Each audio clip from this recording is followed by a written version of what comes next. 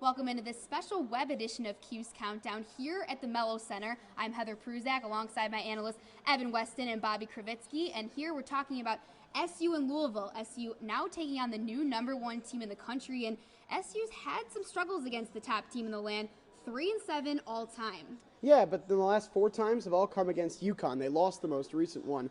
Haven't had such a great history with the Huskies in that sort of recent history, but hey, Louisville got swept last time by Syracuse. Maybe it'll happen again.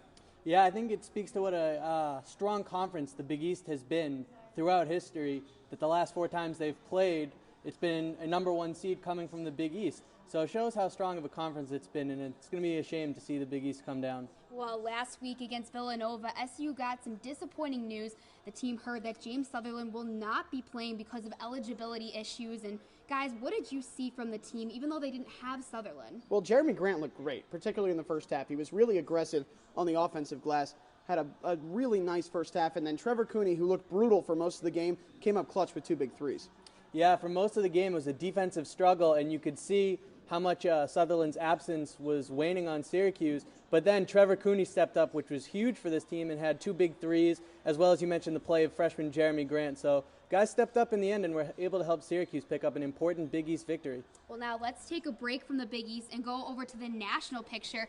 The new #1 team with Louisville at 15-1. Their only loss came against Duke, which was at the end of November, and the former #1 team, Duke, moves down to 3 after an 84-76 loss to NC State, and Michigan slides to #5 after an upset against Ohio State. And moving back over to SU and Louisville, back in 2010, that 3 seasons ago, SU was #1, and its first loss after being named #1 came against Louisville. It was the last game at Freedom Hall, and it was the second time that the Cardinals had beat the Orange with a 78-68 loss. Brandon Trish and James Southerland, the only 2 players on the current team that played in that game. And back over to SU and Louisville, heading back to this game this weekend, playing the #1 team in the nation, but how will the team do this weekend against Louisville without James Southerland? Well, you're going to see Louisville drop back into a zone because they don't want Michael Carter-Williams to get into the lane. James Southerland would have been huge here because he can shoot over that zone. Russ Smith and Peyton Siva at the top are only 6 feet tall each, so that's a way for Southerland to shoot over them. He's not there, so there's going to have to be some shooting, whether it comes from Trish, Cooney, somebody else. They're going to have to shoot over the zone, or they're going to struggle offensively. Yeah, Evan, you saw last weekend against Villanova, you saw those 3 freshmen, Coleman, Cooney, and Grant, all stepping up for Southerland. But this weekend against Louisville, who's going to need to step up or continue to step up against the Cardinals? Well, I believe it's the team's permanent X factor, point guard Michael Carter-Williams at 6'6". You mentioned their smaller guards for Louisville and Siva and Smith.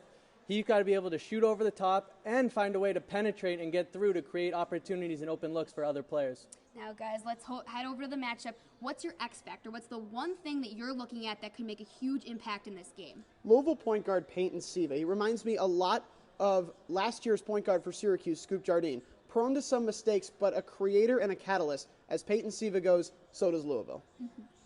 My X factor is going to have to be Brandon Trish, averaging 14 points a game. He's who needs to step up in Southerland's absence with his ability to hit the 3. When that's on, it adds another dynamic to SU's offense, and his ability to get into the paint creates open looks for players. So the way that he scores creates a lot of opportunities for this team. And finally here, guys, what's your predictions for this weekend's game? I just don't see it for Syracuse. Second loss of the year for the Orange. A big win for Louisville, I say by 15. Yeah, I'm with you. I say they lose 77-69. Well, thanks for watching here at the Mello Center, previewing Syracuse and Louisville. But be sure to keep it here at sportsblog.citrustv.net for all of your coverage of Syracuse basketball.